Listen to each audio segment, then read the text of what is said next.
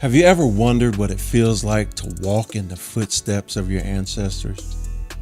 To taste history and still dance your heart out in Africa? Well, buckle up, because Ghana gave us all of that and so much more. Welcome back to Travel Tips and Recommendations with Nikki and Tommy. I'm Nikki. And I'm Tommy. We are happily retired Army veterans, very happy. But now, travel is a huge part of our life. Yep, and today we're taking you along our powerful journey to Ghana, from Accra to Cape Coast, from history to heritage, and even a naming ceremony that changed everything for us. So I hope you're ready. Are you ready? You know it. Let's go. All right, so we arrive in Accra, Ghana. Now, I'm telling you, when we stepped off of that plane, we felt something. Mm-hmm. You could feel the vibe. We flew into the Kotoka International Airport, and just... It's amazing being there. As soon as we landed, people were saying, welcome home. Yeah. We met some really cool people on the plane. Yeah. And, you know, she was giving us all kind of recommendations. Yeah. Yasmin, about Ghana, and she was flying back from Atlanta back to home, and just giving me different recommendations of different foods to try and different. I complimented her on her glasses, and so she gave me the information of where she got that from. So just how welcoming that started everything off for us. Yeah. And then, you know, the only thing you need to get into Ghana is your passport, your visa that you apply for, and proof of yellow fever vaccination. Yeah. So you got that, you get in, right?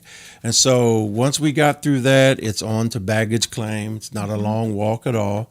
And once you're at baggage claim, just get ready for the hustle, because the introduction to the hustle you get there is the hustle you deal with the whole time you're in Accra. Right.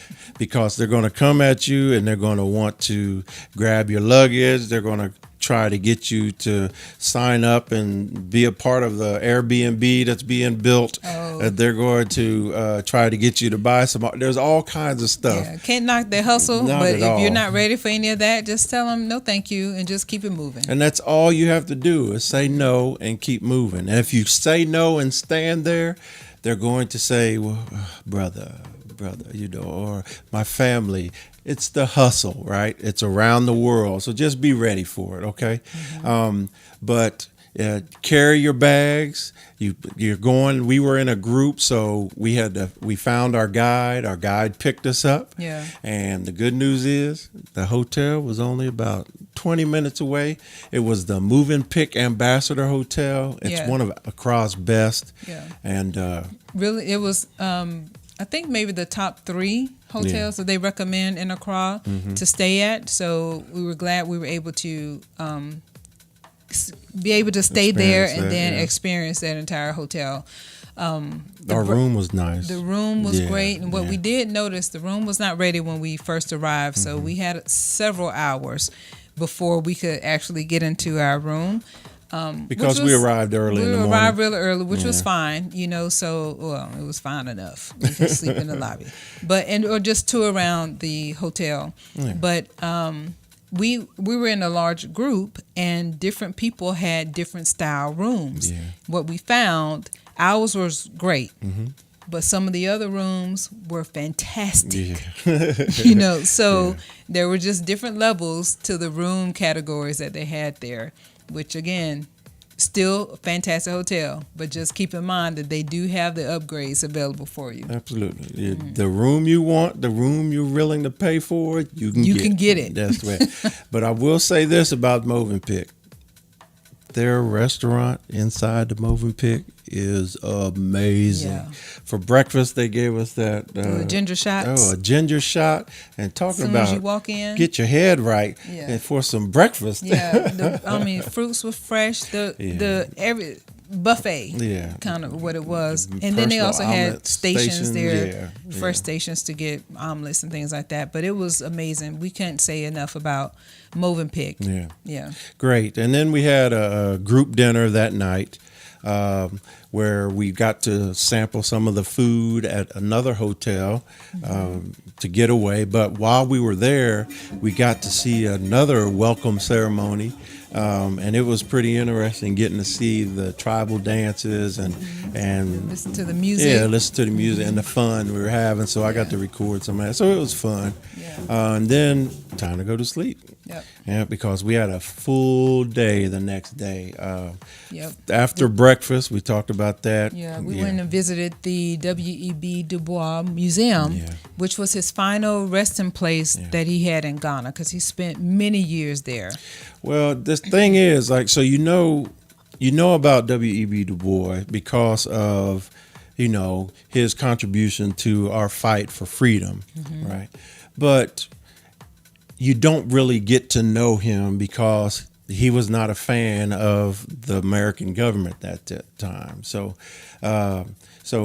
what the good news is, Accra, Ghana, called him and asked him in his later stage in life to come to Ghana and help them track their history, help them put their history in the books. Yeah. And so he came there as he was invited for historical moments, and he actually helped initiate their history being written down in books for the first time.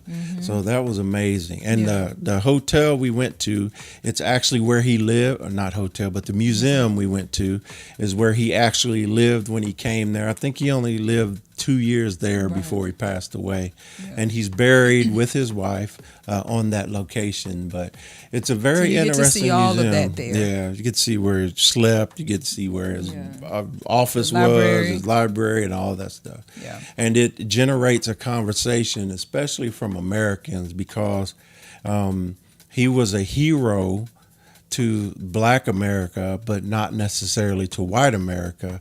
And then while you're going through that museum, you get to see why he was not considered that, and then some of the actions he had to take to be successful and live his life, So it's pretty interesting. And then from there, we went on to the Kwame Nkrumah Museum, and he was the first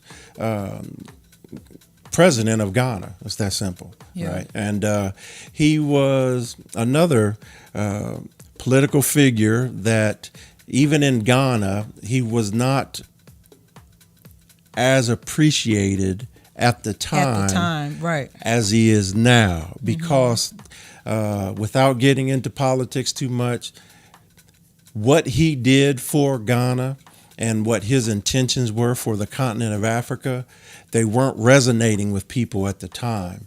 But now time has passed, they really are seeing that his vision was the starting point, the spark of the flame that helped Ghana grow and continue to grow and become what it is and see the direction it's going. So it was pretty impressive, not only to go there, see the museum and learn about him, because we didn't know anything about him, but it's a beautiful museum.